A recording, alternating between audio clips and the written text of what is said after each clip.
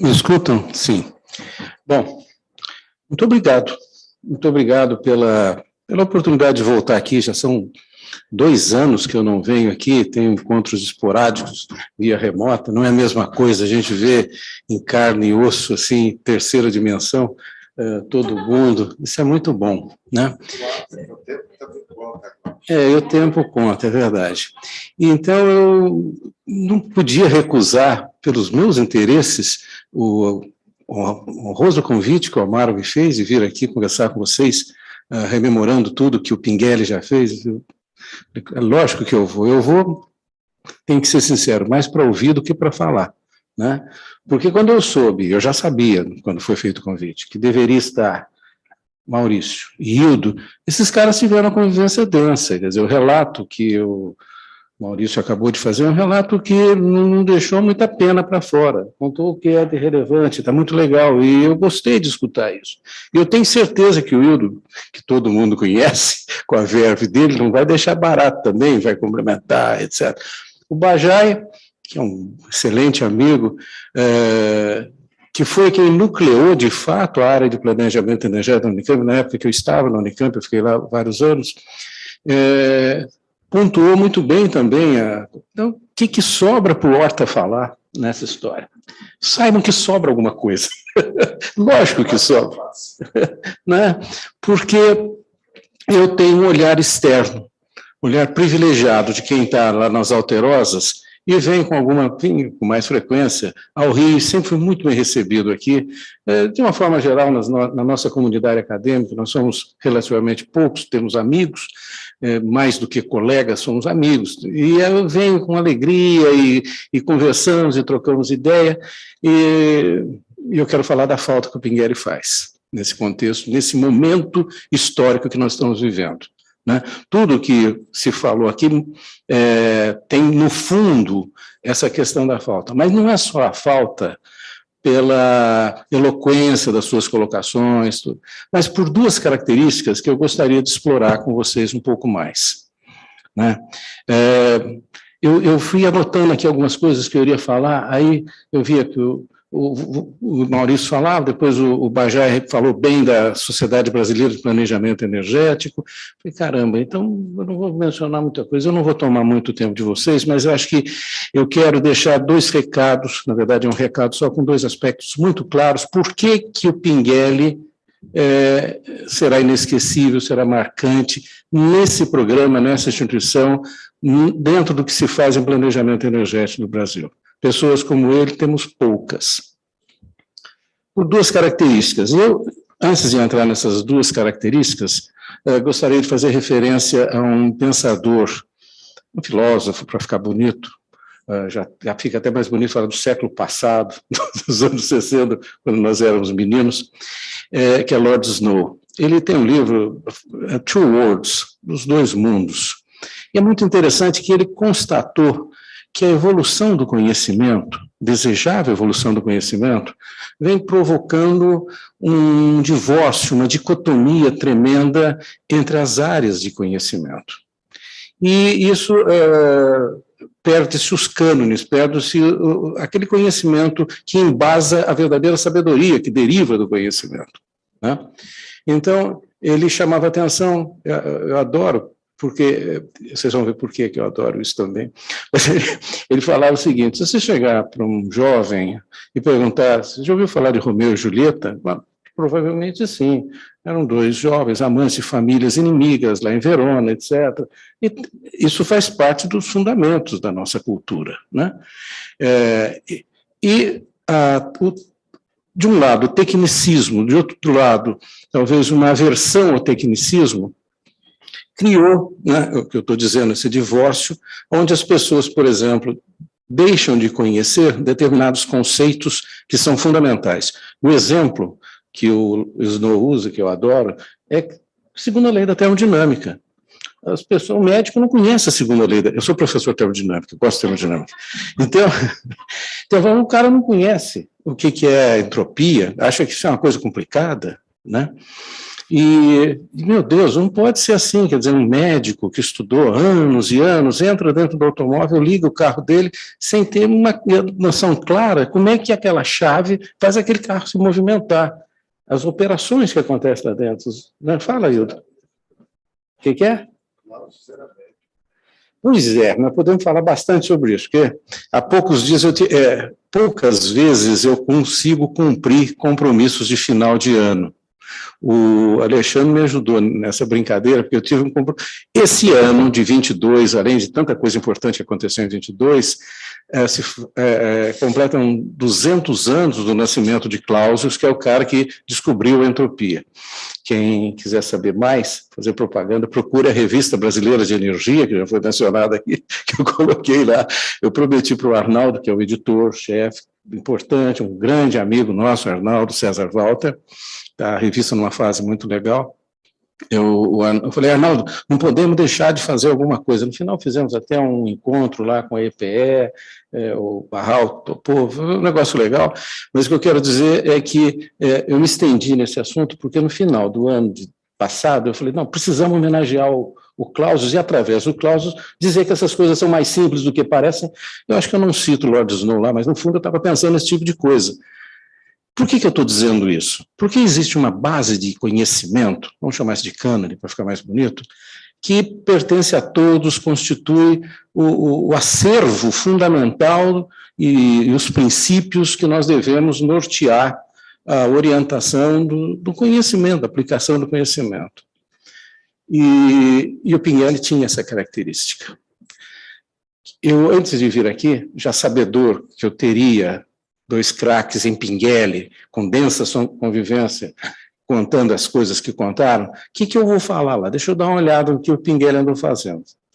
E fiquei pasmo, porque eu sabia. O Pinguelli não é um cara extremamente produtivo, nós temos outros pesquisadores que publicam mais, etc. Mas a diversidade que o Pinguelli trabalhou é fascinante. Aliás, ele tem alguns artigos sobre Boltzmann, né? Que é o cara que eu procuro detratar, porque eu acho que o Boltzmann que fez essa, não tem demérito algum, ele apresentou, eu estou toda hora olhando para o Alexandre, porque vai que o Alexandre fala, não é bem assim, porque ele conhece bem essas coisas, mas o Boltzmann, já no começo do século XX, formulou a entropia de uma fórmula estatística sofisticada, e que associa a mudança dos microestados. E isso levou ao conceito de desordem. Então, a entropia passa a ser, para muitos, uma medida de desordem. Não é bem assim. A entropia, antes de Boltzmann, por Clausius, que completou 200 anos, cujo nascimento completou 200 anos agora, ele traduziu de uma forma genial as observações que começaram com Carnot, passaram por Clapeyron, etc., e concluíram que existem máquinas que podem ser ideais se reversíveis forem. E isso daí dá a seta do tempo, isso é genial, entendeu? E o Pinguelli transitou nessas áreas de filosofia com brilhantismo, ele tinha um amor ao conhecimento, independente da sua aplicação imediata, que é uma coisa interessante. E basta ver a quantidade de citações do trabalho do Pinguelli, diversidade de áreas que ele passou. Isso é um mérito importantíssimo quem trabalha no campo que nós estamos trabalhando. Um autor muito bom da atualidade, que é o Smil, Václav Smil, ele observa bem que a energia ela tem sido tratada de uma forma fragmentada. Os colegas da engenharia elétrica não veem a mesma energia que os colegas da engenharia química, da engenharia mecânica, da economia, de recursos naturais, etc. E isso forma uma colcha de retalhos que não é um patchwork. Precisa ser alguém manter a visão unitária. E esse é o grande propósito do planejamento energético.